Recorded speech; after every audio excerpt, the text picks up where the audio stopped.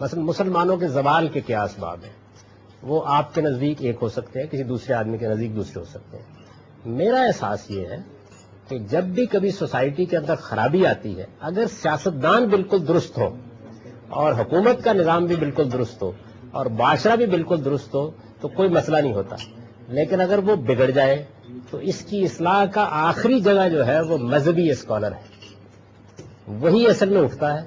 وہی مسلمانوں کی رہنمائی کرتا ہے۔ مسلمانوں کی پوری تاریخ میں آپ دیکھ لیں، سیاست اس سے متاثر ہوتی ہے اس کے بعد۔ اس لیے میں نے یہ عرض کیا تھا کہ اگر ہماری مذہبی تعلیم درست ہو جائے تو اس کے اثرات ہماری سیاست پر بھی پڑیں گے، معاشرت پر بھی پڑیں گے، تہذیبی روایات پر بھی پڑیں گے۔ یہ موضوع تھا جس پر گفتگو ہو رہی تھی، اور اس میں ہرگز یہ کہنا پیش نظر نہیں تھا کہ ہم نے کوئی کامیابی حاصل نہیں کی یا ناکامی کی ہے۔ میں مذہبی عالم کا کردار کیا ہونا چاہیے اور اس کو کس جگہ سے جدوجہد کرنی چاہیے اس پر گفتگو کرنا۔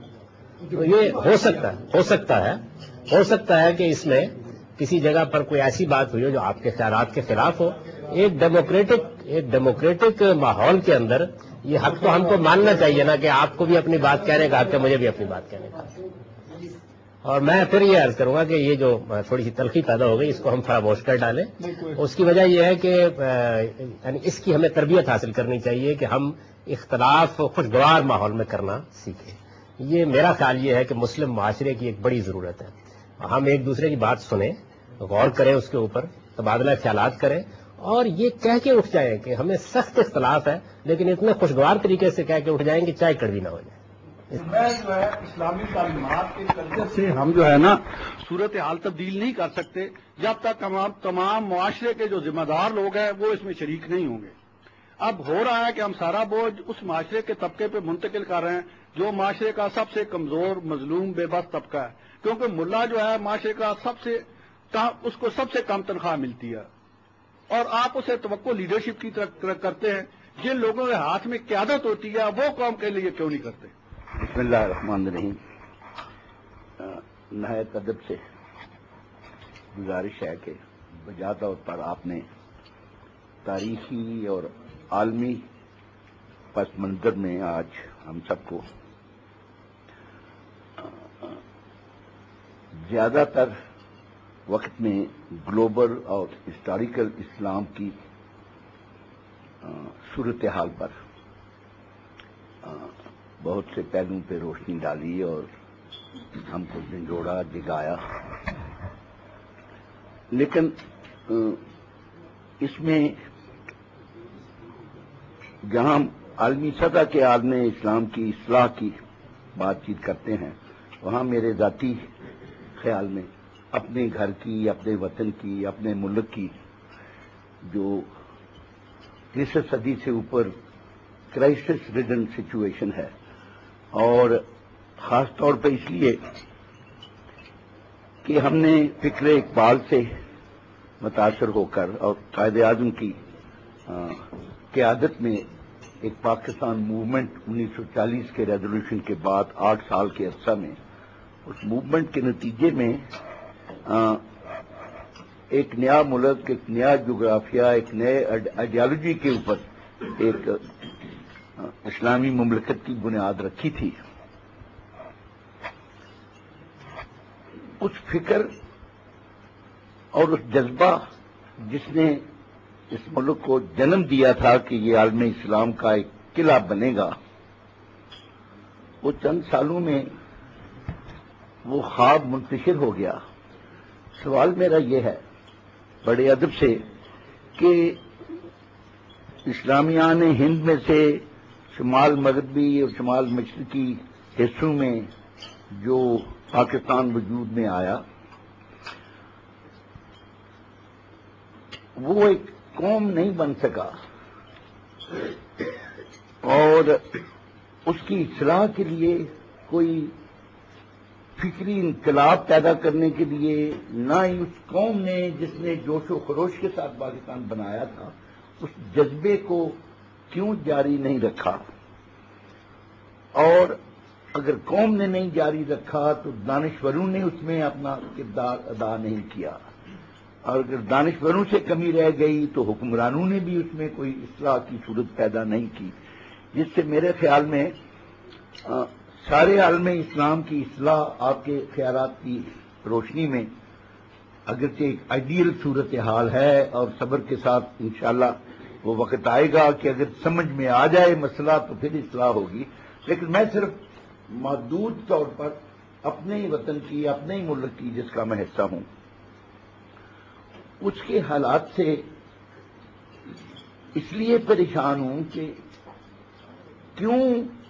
ہمارا سارا پہلے مشرقی اور مغربی پاکستان کی اجتماعی دانش اکٹھی نہیں رہ سکی، کیوں ہمارے اندر وہ فکری انقلاب نہیں پیدا ہو سکا جس کی آپ نے ابھی رہنمائی فرمائی ہے، اور کیا دیکھتے ہیں مستقبل آپ ایسا فکری انقلاب برپا ہونے کا جس سے وہ مقاصد حاصل ہوں گے جن کا آپ نے ذکر کیا ہے۔ انقلاب یا تو خونی انقلاب ہوتے ہیں اور یا فکری اور ایولیوشنری ارتقاء کے عمل سے گزر کے ہوتے ہیں، ارتقاء کا عمل بڑا لمبا ہوتا ہے۔ اس میں آپ کو وہ کیا امید کی جھلک نظر آتی ہے کہ اس معاشرہ میں، اس قوم میں جو ابھی تک کتنے حصوں میں بانٹے ہوئے ڈیپلی ڈیوائیڈڈ قوم ہے، مذہبی لحاظ سے، فرقہ پرستی کے لحاظ سے، مسجدوں اور امام باروں کے سے بڑھ کر بھی جس جگہ پر پہنچ چکی ہے، اس میں کتنی روشنی کی کرن آپ دیکھتے ہیں اس فکری انقلاب کی جو آپ کا بھی خواب ہے، جو میرا بھی خواب ہے؟ منفی لحاظ سے بہت روشنی دیکھ رہا ہوں میں نے لفظ استعمال کیا منفی لحاظ سے۔ اس کی وجہ یہ ہے کہ جو مسلمانوں کی قیادت اس دوران میں پیدا ہوئی ہے، میں اپنے علاقے کی بات کر رہا ہوں، اس کی ناکامی اب نظری بحث کی محتاج نہیں رہی، یعنی وہ اب ایک عملی حقیقت بن گئی ہے اور آئندہ چند سالوں تک بن جائے گی۔ اس سے راستہ ہموار ہوا ہے، یعنی اب گویا لوگ جس پل میں ہوتے ہیں اس سے نکلیں گے اور حقیقت کا تجزیہ کر کے حقیقت پسندانہ اقدامات کرنے کے بارے میں سوچیں گے۔ لیکن جہاں تک ایجابی پہلو کا تعلق ہے، پازیٹو پہلو کا، اس میں ابھی روشنی کی کوئی بڑی کرن اس لیے نظر نہیں آ رہی کہ اس قیادت سے تو یہ توقع نہیں کی جا سکتی کہ یہ لاعمل بدلے گی، یہ ریلیونٹ ہو جائے گی کچھ وقت کے بعد، لیکن نئی قیادت کے پیدا ہونے کا جو عمل ہے اس میں شاید ابھی مزید وقت ہے۔ یعنی میں یہ محسوس کرتا ہوں کہ وہ لازماً پیدا ہو جائے گی، کیونکہ اس لائے عمل کی خامی اور اس کی کمزوری اب اصل میں کچھ چند جذباتی معاملات تک رہ گئی ہے۔ میرا اپنا احساس یہ ہے کہ بڑی حد تک لوگ دل میں اب یہ محسوس کرتے ہیں کہ ٹھیک نہیں تھا جو کچھ ہوا، اور اس کے بعد شاید ہم پاکستان کے فکری بانی اقبال کی بھی باز یافت کر سکیں،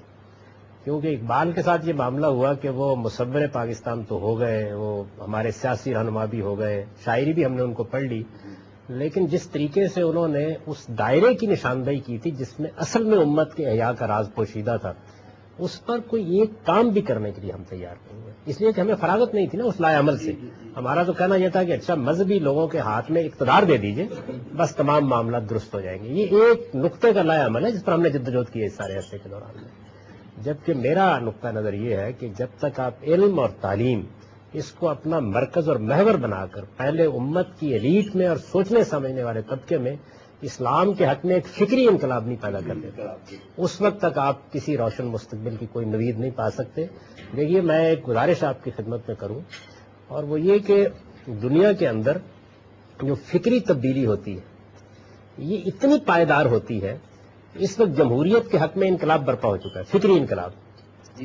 آپ کے ملک میں اور دنیا کے دوسرے ملکوں میں، ملوکیت بھی جہاں قائم ہے، کوئی آدمی جمہوریت کے خلاف تقریر کرنے کے لیے تیار نہیں ہے۔ کیا ہم اسلام اور اسلامی شریعت کے حق میں یہ فکری انقلاب پیدا کر سکیں؟ نہیں پیدا کر سکتے۔